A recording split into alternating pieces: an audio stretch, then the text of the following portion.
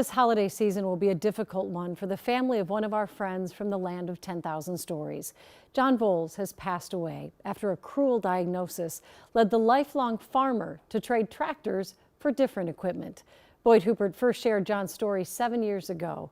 Tonight we look back in tribute. At 16 by 24, that little garage will never be mistaken for a barn. But these days, it serves as such. For John Voles. You can take the man off the farm, but you can't take the farm out of the man.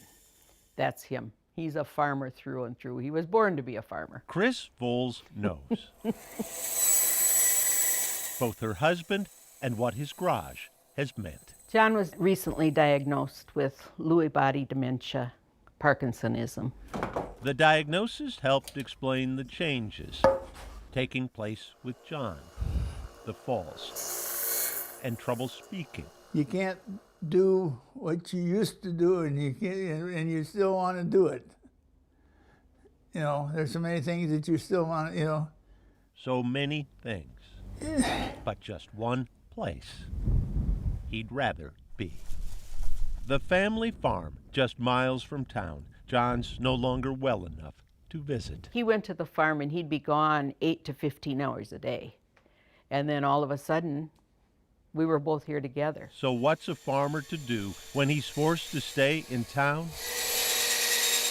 If you're John, you don't sit down. I just don't stop that easy.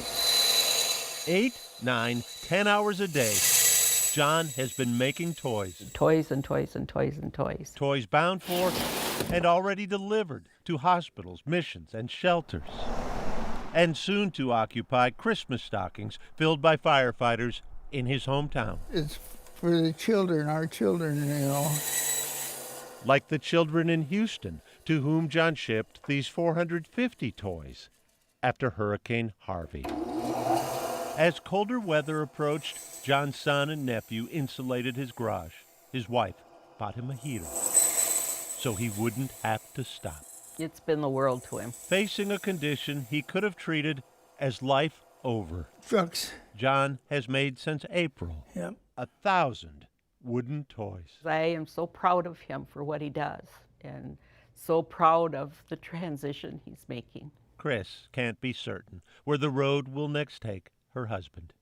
But John knows this. There's some more stuff that I want to make, you know, when I get a little older, you know. 79, failing health, but still a farmer. Don't want to quit yet. A farmer wherever John Voles is planted. You find life where you can. That garage is a big part of it.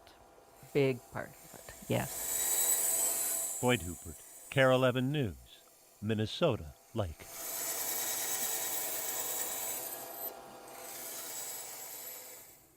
Despite his diagnosis, John continued to make the daily hike to his woodshop. His family estimates he made another 4,000 wooden toys in the 7 years since his story first aired, all given away. The disease finally silenced John's workshop last fall. He died in September at age 85. A life well lived. Wow. Yeah. Wow, it's inspiring.